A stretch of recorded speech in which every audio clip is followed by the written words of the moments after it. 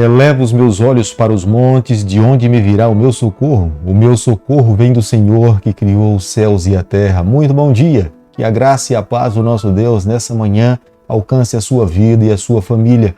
O nosso coração se alegra porque nessa manhã nós podemos ver o brilho do sol de mais um dia. O nosso pedido a Deus nesse momento é que permaneça ao nosso lado, que as suas mãos estejam estendidas sobre cada um de nós e que no final do dia nós possamos voltar para nossa casa na certeza que agradamos ao Senhor e Ele se manteve ao nosso lado em todo momento. Quero deixar com você nessa manhã uma parte da palavra de Deus que se encontra no livro de Salmo, capítulo 111, o verso 2, onde a Bíblia diz o seguinte: grandes são as obras do Senhor, consideradas por todos os que neles se comprazem. Salmo 111, o verso 2. As obras do Senhor são magníficas. As obras do Senhor revelam a sua grandeza e a sua majestade. As obras do Senhor revelam que Ele é Criador de todas as coisas.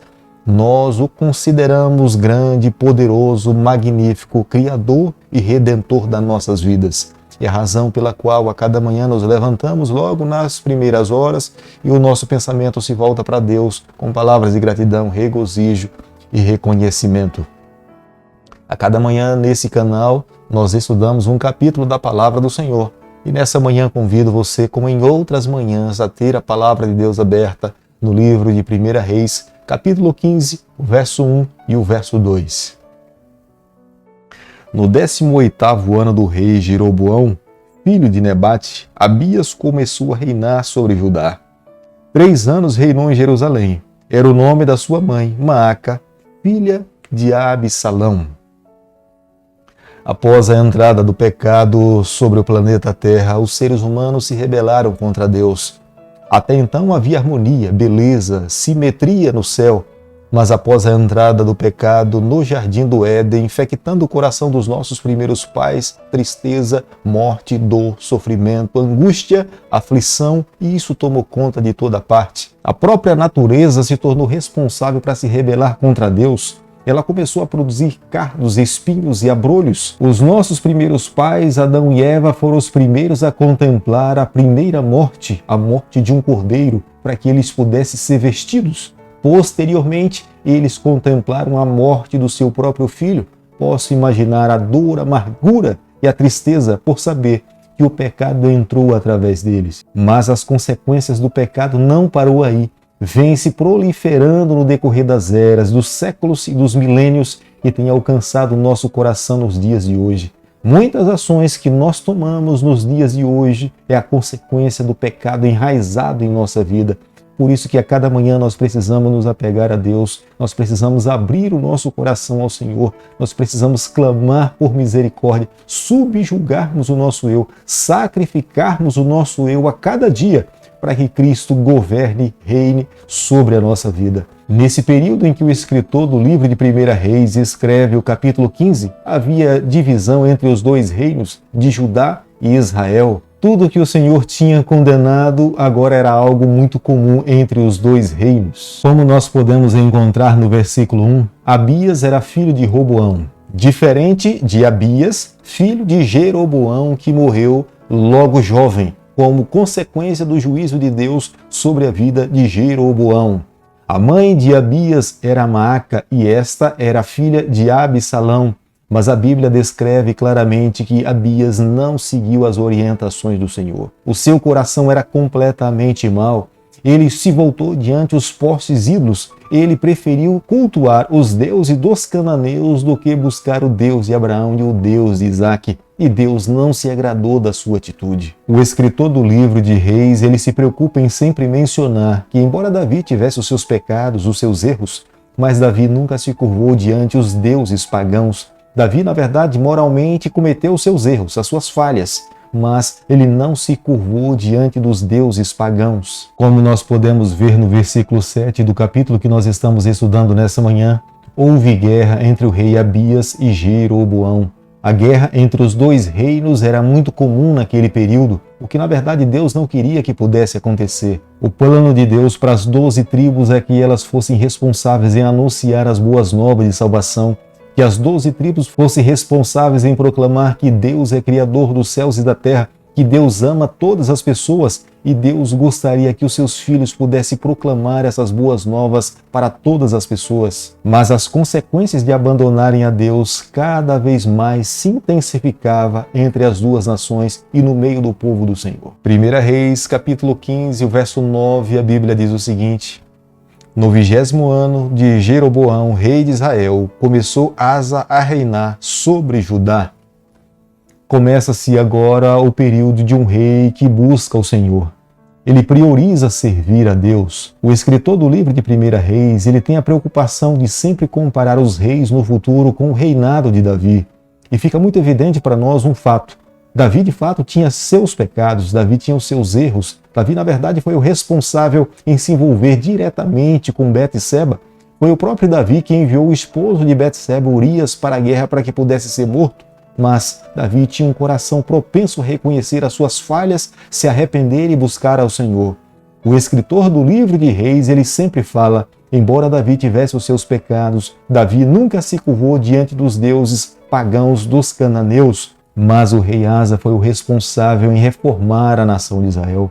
O rei Asa buscou ao Senhor como Davi também o fez. O rei Asa tinha os seus defeitos. O rei Asa confiou em alianças políticas. Mas, na verdade, o rei Asa, ele tinha um coração disposto a seguir e obedecer o que Deus queria que o seu povo pudesse fazer com a sua vida. E isso agradou a pessoa do Senhor. Como nós podemos ver no versículo 12 do capítulo que nós estamos estudando nessa manhã, o rei Asa se empenhou em fazer uma reforma espiritual entre o povo do Senhor. Mas a adoração aos deuses pagãos dos cananeus tinha se espalhado entre as 12 tribos de Israel. Unificar e levar o povo a entender que eles deveriam exclusivamente adorar o Deus de Abraão ao Deus de Isaque era uma reforma grandiosa. O rei Asa não conseguiu completar essa reforma nos seus dias, mas o seu filho Josafá concluiu a reforma que o seu pai começou. Embora o rei Asa não tivesse um pai que tenha se voltado para Deus, não lhe deixou um bom legado, não foi um pai que lhe deixou um exemplo a ser seguido, mas o rei Asa restritamente busca seguir a Deus com todo o seu coração. E é o que a palavra de Deus nos orienta. A Bíblia nos fala que o rei Asa, ele conseguiu fazer a sua reforma no ano 15, a partir do momento em que ele venceu o rei Cusita de Zerá. Foi nesse período que o profeta Azarias, filho de Obed, tinha lhe falado da necessidade de fato de fazer essa reforma. Foi quando ele conclamou todo Israel no ano 15 para que eles pudessem se reunir e renovar a aliança diante do Senhor. O rei Asa estava comprometido com Deus. O rei Asa tinha entregue o seu coração ao Senhor. Ele jamais poderia permitir que alguém da corte vivesse uma vida irregular para com o seu Deus. Por amor a Deus e fidelidade ao Senhor, é ele mesmo que se responsabiliza em depor a sua avó Maaca da corte. Ela tinha construído uma imagem grandiosa. Era uma imagem obscena, trazia tristeza, trazia dor para a nação de Israel, para que os seus súditos não pudessem seguir o mesmo exemplo da sua avó Maaca. É o próprio rei Asa que se responsabiliza pelo fato de viver uma vida fiel ao Senhor, de depor a sua avó da corte de Israel. 1 Reis, capítulo 15, o verso 16, a Bíblia diz o seguinte: houve guerra entre Asa e Baasa, rei de Israel, todos os seus dias.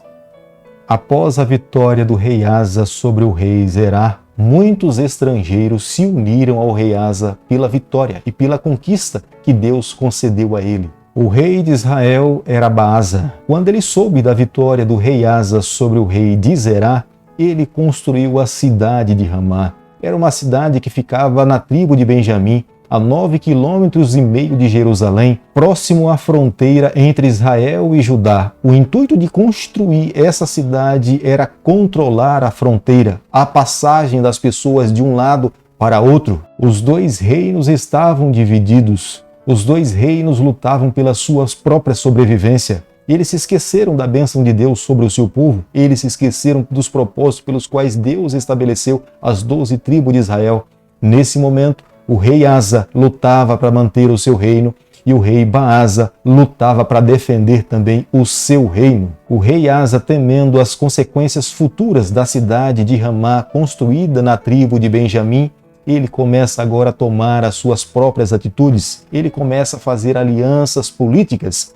Ele, na verdade, não confia em Deus, mas acredita na sua própria sabedoria. Ele forma aliança com o rei da Síria, Ben-Hadad, acreditando que, aliando-se com esse rei da Síria, um rei pagão, ele teria forças para subsistir, resistir ao rei Baasa, que era o rei de Israel. Foi o próprio profeta, homem de Deus, Hanani, que o chamou e falou que ele tinha pecado contra o Senhor. A sua confiança estava no seu poder, na aliança com o rei da Síria. Ele deveria confiar no braço do Todo-Onipotente. Deus deveria ser a sua única sobrevivência. Mas ele achava por bem acreditar na confiança e na aliança assumida com o rei Ben-Hadad, que era o rei da Síria. Diante dessas alianças assumidas entre o rei Asa e o rei Ben-Hadad, que era o rei da Síria, um rei pagão, o rei Hadad conquistou grandes cidades de grande importância naquele período. Uma delas é a cidade de Naftali, porque as estradas dessa cidade davam acesso à cidade de Damasco e outras grandes cidades da época. Era uma rota comercial importante. Os grandes comerciantes passavam por ali. Eis a razão pela qual a conquista dessa cidade foi de grande valor para o rei Ben-Hadad e para o rei Asa. Como nós podemos ler no versículo 21 do capítulo que nós estamos estudando nessa manhã, Baasa deixou de construir a cidade de Ramá, que ficava na tribo de Benjamim. O rei Asa jamais teria o direito nas mãos de pegar os utensílios do templo, o ouro, a prata que estava dentro do templo, para entregar ao rei Ben-Hadad como uma prova da aliança entre os dois reinos. Ele, na verdade, deveria ter mantido a sua verdadeira confiança no Deus de Abraão. A repreensão que o profeta Hanani trouxe sobre a casa de Asa, pelo fato dele ter tirado os utensílios do templo e ter entregue ao rei Ben-Hadad, que era o rei da Síria, para assumir uma aliança com ele, isso custou a sua própria segurança. Foi o próprio rei Asa que deu ordens para que pegassem o profeta Hanani e o colocasse na prisão pelo fato dele ter lhe repreendido e ele não ter se agradado da repreensão do profeta Hanani. Querido amigo, nessa manhã, ao concluirmos o estudo do capítulo 15 do livro de 1 Reis, eu e você, nós precisamos chegar à seguinte conclusão. Aqueles que se voltam para Deus, Deus sempre está com os braços abertos para receber os seus filhos. Asa tomou a iniciativa de se voltar para o Senhor e Deus o abraçou, Deus o abençoou, Deus lhe recompensou grandiosamente. Ele reinou sobre Judá um período de 41 anos, sendo que Abias reinou apenas 3 anos, Nadab 2 anos e Baasa 24 anos. A bênção de Deus sobre a vida do seu povo é de um valor inestimável. Aqueles que se voltam para Deus, a palavra de Deus nos garante que Ele sempre nos recebe, nos abraça e nos concede o perdão. Querido amigo, vale a pena servir a Deus, independente das circunstâncias que nós possamos estar vivendo. Eu não sei se nessa manhã falo para alguém que esteja vivendo momentos difíceis ou que esteja vivendo momentos de alegria, mas vale a pena servir a Deus. Entregue o seu coração ao Senhor sem reservas. Aqueles que o fazem dessa forma recebem bênçãos dos céus de uma forma sem medida. Creio que em alguns momentos nós olhamos ao nosso lado e vivemos o mal prevalecer e nós começamos a nos questionar como é que nós que estamos fazendo bem e estamos vendo o mal prevalecer. Mas tenha certeza de uma coisa, o mal pode prevalecer por um tempo, mas no dia quando Deus se manifestar, será Ele mesmo responsável para extinguir, eliminar por completo todo o mal que existe sob a face dessa terra. Aqueles que confiaram no Senhor receberão a bênção de Deus e viverão eternamente. Creia, nós temos um Pai soberano, um Deus grandioso. Ele é regente de todo o universo. Um dia será Ele mesmo que irá estabelecer o seu trono sob a face dessa terra. Todos os reis que um dia se assentaram sobre a face dessa terra passaram. Mas o nosso Deus, que irá estabelecer o seu reino sob a face dessa terra, irá subsistir por toda a eternidade. Por isso que vale a pena lutar a batalha desse rei. Por isso que vale a pena se colocar do lado dele. Por isso que vale a pena hoje escolhermos seguir a sua vontade. Aqueles que tomam essa decisão são abençoados por Deus e serão seus súditos por toda a eternidade. Por isso que eu convido você nessa manhã, nos voltemos para o Senhor, abramos o nosso coração, recebamos a sua bênção e vivamos uma vida feliz ao lado do nosso Deus. Querido Pai, nas tuas mãos nessa manhã nós nos colocamos, confessamos as nossas falhas, entregamos a nossa vida nas tuas mãos, é o nosso pedido e a nossa oração, e nós fazemos em nome de Jesus. Que o Senhor te abençoe e te guarde. Que Ele faça resplandecer o seu rosto sobre você, que Ele tenha misericórdia de você, e sobre você nessa manhã Ele levante o seu rosto e conceda a sua paz em nome de Jesus. Amém.